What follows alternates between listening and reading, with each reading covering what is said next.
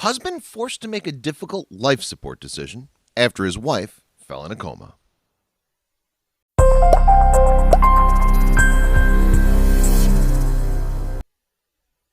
Newlyweds are often occupied with thinking of their future, what their new home's going to look like, and whether they're going to have 1 or 3 children.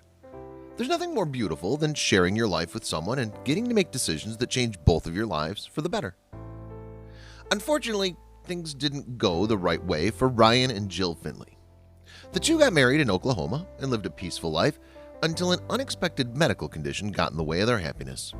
Ryan soon found himself in front of a new challenge, but the decision he had to make was nowhere near the kinds of decisions newlyweds are usually occupied with. As his wife fell into a sudden coma, Ryan had to decide whether it was time to let go. You won't believe the extraordinary events that took place later on. Keep watching to find out how this seemingly tragic story ended. After getting married, Ryan and Jill Finley moved to their new home in Jones, Oklahoma. They got along very well, and just like most newlyweds, they loved spending as much time together as possible. They spent time relaxing at home every chance they got, including weekends, which were their happiest days. Ryan especially loved relaxing on weekend mornings by reading newspapers on the porch. Little did he know that this one weekend was going to turn his life around. He usually let his wife sleep a bit as he read his morning papers. That Sunday morning seemed quite ordinary, and Ryan didn't notice anything strange going on. That is, until he got up to wake up his wife. It was a morning in 2007 that changed Ryan and Jill's lives forever. The two were married for 4 years at this point, and they were well aware of one another's routines and habits.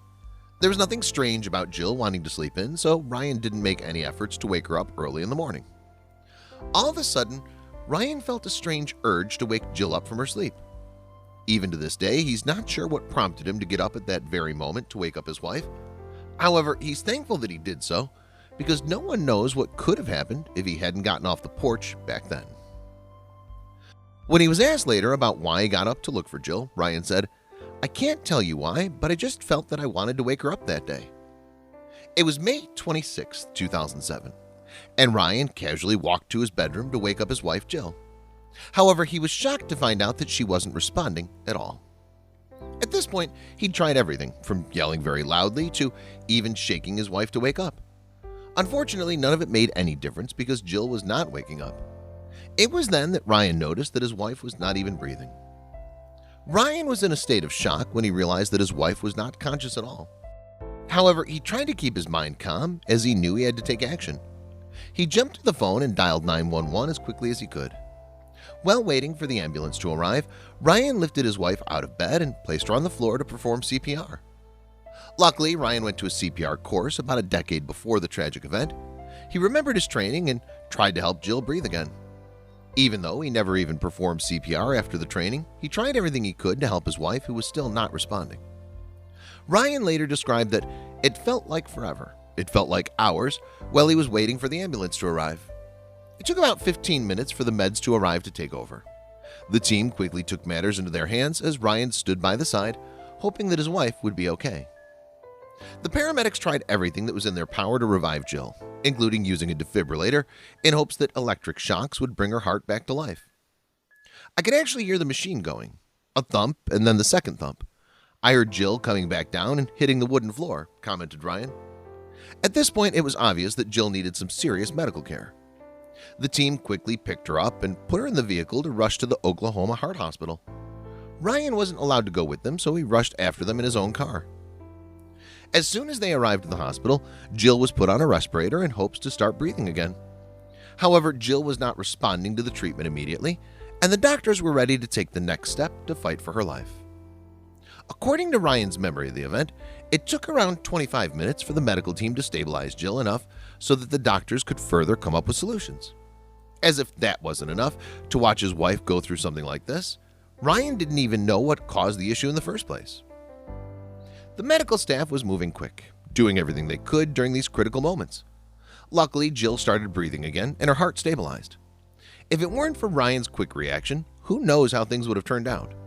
Ryan was so relieved when he saw his wife breathing again, but he wasn't aware that another turn was yet about to take place. The doctors took Jill's case very seriously from the moment she placed in the hospital bed. It was clear that she'd gone into cardiac arrest during her sleep and that she spent nearly 5 minutes without oxygen whatsoever.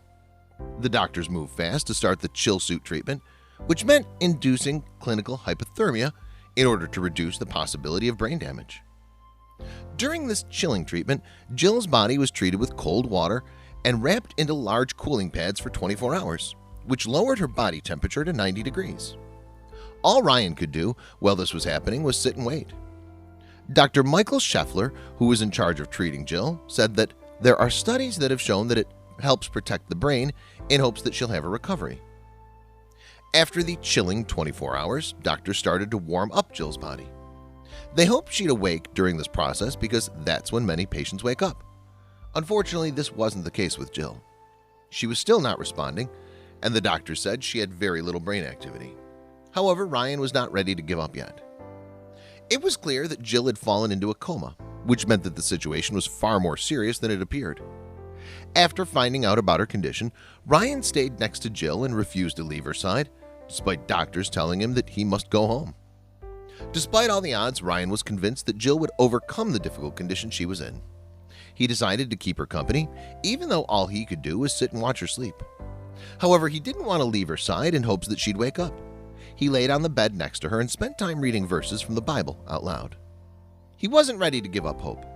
Instead, Ryan tried everything he could, including praying for his wife's well-being. Unfortunately, days passed, and doctors started to realize that the situation was hopeless. They had to be direct and straightforward about it. When Ryan was asked to describe the moment he received the news from the doctor, he said, "It was grim. I'll put it that way. Everything they told me was grim."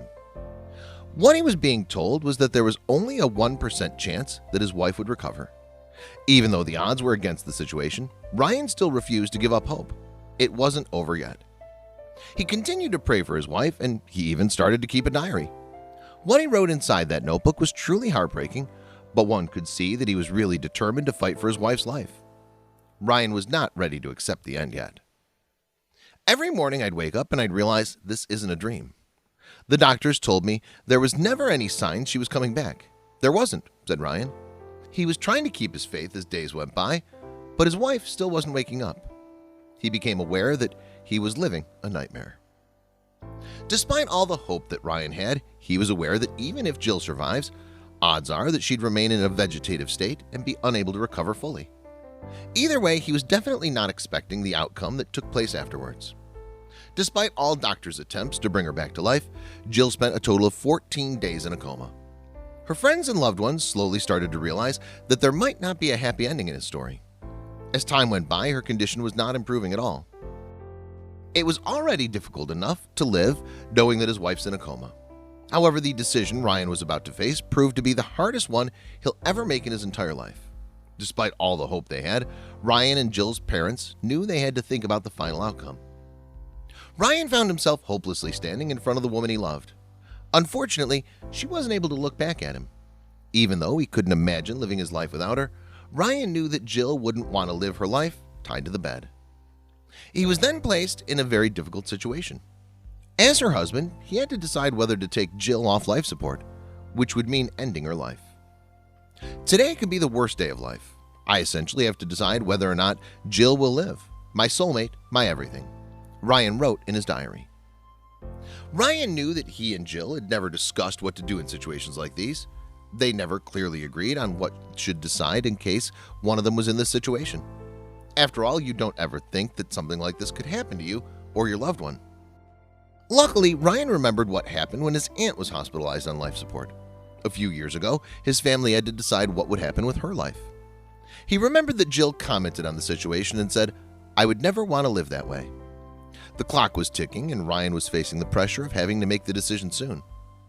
Ryan took time to consult with Jill's family, and they all agreed on the final decision. They believed that Jill wouldn't want to live that way. The moment came and Ryan made the decision to remove his wife from life support and thus say his final goodbye.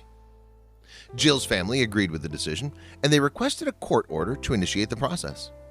When he looked back on the situation, Ryan said that he faced the hardest decision of his life. He also added, "You don't think when you're 31 years old that you'll have to be doing this with your wife that's 32. The time came for the doctors to explain Ryan and Jill's family what was going to happen after they take her off life support. Even though no one can truly prepare you for that moment, the doctors explain that death would not come right away. In some cases, patients demonstrate reflexive moments or even make sounds. This period is referred to as the last rally. Ryan and people who were closest to Jill came to say their goodbyes. Once they did, the doctors turned off the machines and took Jill off life support. Ryan prepared himself for the worst as he watched his wife being taken off the machines that were keeping her alive. However, he was not expecting what happened next. It was June 9th, 2007 when Jill was officially removed from life support. Her whole upper torso would just kind of shift a little bit, and then the mumbling would start. When they started, I left the room. I physically got sick, said Ryan, admitting that it was just too much for him. The doctors tried to keep Ryan calm, but he couldn't stand the situation he was in. After all, watching someone you love taking their last breath is the last thing you want to happen in your life. Ryan was unable to go back in the room until a nurse rushed and called for him. He was not expecting this news. Ryan returned to Jill's room around 11 p.m., which was about 5 hours after life support was turned off. He sat by her side and watched her mumble and move around. Judging by what the doctors had told him, Ryan believed he was watching his wife's last rally. I thought that was it. That was the last rally, said Ryan when he looked back on that terrible moment. However, he tried to understand what Jill was saying, and it quickly became clear that what was happening was not the expected outcome. All of a sudden, Jill started to move and speak more coherently. What Ryan heard her say sounded like, "Get me out of here." However, that's not everything she wanted. She continued talking and said, "Take me to Red's and take me to the Melting Pot," which were her two favorite Mexican restaurants. Ryan remembered that the doctors told him not to get his hopes up if she starts mumbling. However, he still tried to engage in conversation with her. He wanted to find out whether what she was saying was more than a reflex. Then he realized something extraordinary was happening in front of him. When Ryan started asking questions, Jill responded to each of them. She knew our dog's name, our cat's name, our phone number. She knew our address immediately, said Ryan. He was quick to capture the entire scene on video in hopes that something remarkable was taking place. Only a few minutes after Ryan was trying to accept the fact that his wife is gone forever, she started coming back to life. Nothing was certain yet, but Ryan was sure that what he was seeing was not the last rally. In fact, Jill's behavior was so extraordinary that even doctors were in shock. At this point, it became clear that Jill was waking up from her coma hours after being removed from life support. She was able to breathe on her own and even talk to her loved ones who sat around her. Her husband Ryan described the moment as truly euphoric. "It was, I can't imagine a feeling better than what I felt right then," said Ryan excitedly. "I kind of had to take a double take, and that went on for about 24 hours. I really couldn't believe it was happening. The 2 or 3 days prior, I was preparing for the worst, and the best happened. It was just like living in a dream for a day. And then it hit me. 'She's back, dummy,'" said Ryan. As days started to go by, Jill seemed to recover successfully. Doctors and the entire medical staff were amazed by her progress. It seemed as if she'd gone back to normal, as if nothing had ever happened. "All the doctors say I'm not textbook material," Jill explained in an interview. Just like most people who wake up from a coma, Jill didn't remember any of the events that took place. "I do remember the big shower they wheeled me into every day. Other than that, I don't remember anything." When she found out about the decision her husband had made, Jill made an unexpected remark. You might be shocked or disappointed to find out that your loved one decided to pull the plug on you, but this was not the case for Jill. After she learned that her husband had made this decision after her 2 weeks in a coma, she concluded that he made the right choice. "I would not have wanted to live like that, and so he did the right thing. He did. Because they basically told him I was going to be a vegetable. I was going to be lying there in bed, wearing diapers for the rest of my life, and that's just not me," said Jill. The doctors had no idea what led to Jill's astonishing and sudden recovery. However, they did know that she had a congenital condition that caused her heart to stop, and this happened during her sleep back on that tragic Sunday morning. Even though the doctors couldn't figure out what prompted her recovery, Jill seemed to know the answer. Jill claimed that her husband and God had saved her.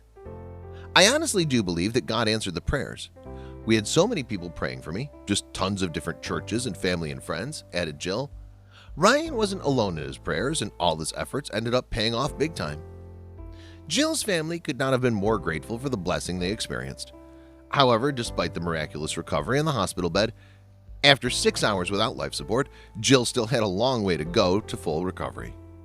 She had to relearn simple tasks, such as brushing her teeth or tying her shoes, let alone cooking or something more complex. Her medical recovery included a routine surgery through which doctors implanted a pacemaker for her heart. She then had to go to rehab and work with speech therapists. However, she was thankful for the chance she got, and she was willing to put effort into getting better. Ryan couldn't believe that he got his wife back. The two were by each other's side again, and they were happier than ever. After this shocking experience, they realized that they have no time to waste and that they have to make every second count.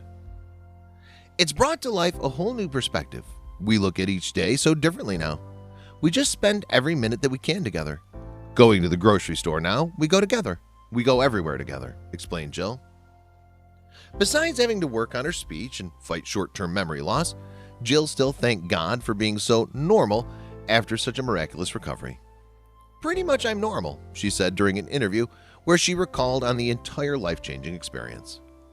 During an interview with Today, Jill said, "One of our friends said, 'I'm so jealous, you guys are like newlyweds,' which made her and Ryan laugh. The whole incident brought them even closer together than they were before. Both of them now have a more positive outlook on life, and they look forward to each new day." Both Ryan and Jill had a lot of time to reflect on everything that happened in their lives. Surprisingly, Ryan said that he'd do everything the same if he had to go through this horrible experience again. "I think that's only human nature," he said, "but honestly, I wouldn't change anything." Ryan was later nominated for an Oklahoma Heart Hero Award given by the Oklahoma Heart Hospital to a local citizen who performed a CPR or an AED to save someone's life. After everything that's happened, Ryan never stopped looking after Jill. In fact, he's now paying more attention to her than he ever did before. After Jill's astonishing recovery, Ryan was so happy to have her back that he decided to fulfill her wishes. He took her to the restaurant she mentioned during the first minutes of her miraculous recovery, when she was waking up from a coma at the hospital. "There's still not a night that goes by that I don't wake up. I'll usually kick her, and if she kicks me back, I know we're okay," said Ryan when he was describing how he still worries about his wife at night. After everything that had happened, you can't blame him for being so concerned. Believe it or not, Jill was not the only one who miraculously recovered and came back to life. These cases occur more often than you'd assume. There's one story even more intense than Jill's, and it truly shows that the human body and spirit can overcome great obstacles. This is the case of Martin Pistorius, a 12-year-old who grew up in South Africa. He was just an ordinary, happy boy who had no clue that his life was going to take a massive turn when one day things began to change. It was in 1998 when Martin fell ill at school. He came back home with a sore throat, which didn't seem like it was something serious. However, doctors quickly found out the situation was far more complex and that Martin was dealing with an illness that would turn his entire life around, including the lives of everyone around him. Martin's symptoms seemed to be getting worse as time went by. Everything started with a simple sore throat, but it quickly evolved into a terrible illness that made him weaker and weaker each day. It wasn't long until Martin became unable to eat or sleep. Soon after, he began losing the ability to move. As time went by, Martin felt worse, and he was not able to move his hands or legs at all. Then his memory started to fade, and he slowly started to forget the names and faces of people around him. It didn't take long for him to fall into a vegetative state, which left his parents and family devastated. However, what was odd was the fact that doctors were not sure what was wrong with little Martin. They had assumptions and believed it was a case of cryptococcal meningitis combined with tuberculosis of the brain. But what they did know was that Martin was not going to recover and return back to normal. Even if he did survive, chances of a full recovery were very slim. The family was quickly informed that things weren't looking so good for Martin, as he now had the intelligence of a 3-month-old baby. However, his loving family refused to give up, and his father started to take care of him every day, thus becoming his main caregiver. He was so dedicated that he even woke up every 2 hours at night to turn Martin so he didn't wake up with bed sores. He drove him to the care home every day and night and spent every moment by his side. However, his mother started to feel desperate as she believed that things couldn't get any better. She wanted to send Martin away to a full-time residential care, but his father would never allow such a thing. After seeing her son in this condition, Martin's mother Joan started to lose hope. She felt depressed and unable to deal with the entire situation. One day she looked at her son, who couldn't move or look back at her, and said, "I hope you die." All she wanted was some relief, as she later explained. She didn't think there was a possibility that her son heard her terrible words. She later found out that Martin was indeed able to hear her. "My mind began to awaken at about the age of 16, said Martin after his recovery. He slowly began to regain his consciousness, and he became aware of his surroundings and the fact that he lived for a month trapped inside his body. His consciousness was fully regained at the age of 19 when he was able to comprehend things normally. However, he was still unable to move. Without being able to communicate with others, Ryan was not looking forward to a life of this kind. Even though he was always surrounded by his family, he felt alone and unhappy. However, things started to get better for him very soon. Martin's caretakers often left the TV on in front of him and let him watch reruns of the cartoon called Barney. Since he didn't have much of a choice, Martin was forced to watch Barney for hours. Later on, he recalled, "I cannot even express to you how much I hated Barney." Luckily, Martin started to show signs of recovery. His caretaker, Verna Vanderwald, noticed that Martin was positively responding to her questions, and he even nodded his head and moved his eyes. This was enough for his parents to take action and send Martin to the Center for Augmentative and Alternative Communication, located at the University of Pretoria. That's when something astonishing took place. It was at this center where Martin's parents found out that Martin was not, in fact, in a vegetative state. They put him through a rehabilitation process where he got a computer with a special communication software. Martin was now able to communicate with others and express his thoughts for the first time. It felt like a miracle. It was at the age of 25 that Martin finally regained some control of his upper body. Even though he still had to live in a wheelchair, he was making astonishing progress, and he even learned how to drive.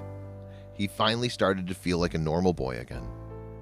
While doctors confined him to life as a vegetable, Martin made amazing progress and managed to recover. With a bit of help from his loving sister, Martin even found the love of his life, Joanna, whom he married in 2009. He continued making progress and started working as a freelance web designer and developer. Even though he's still using the wheelchair, Martin feels satisfied with his life. He even wrote a book in 2011 titled Ghost Boy, which focuses on his journey through life. The book soon became a bestseller, and Martin got plenty of amazing feedback from the public. However, the question was whether he was ever able to forgive his mother for the words she had, "I hope you die." It's not something you want to hear from anyone, let alone your own mother. However, Martin explained that he learned to understand why his mother was so desperate. Besides, she didn't know that he was listening and that he had a chance of recovery. After everything he'd been through, Martin decided to forgive his mother for the terrible and heartbreaking words she told him. It's this forgiveness that makes Martin's story of recovery even more exceptional.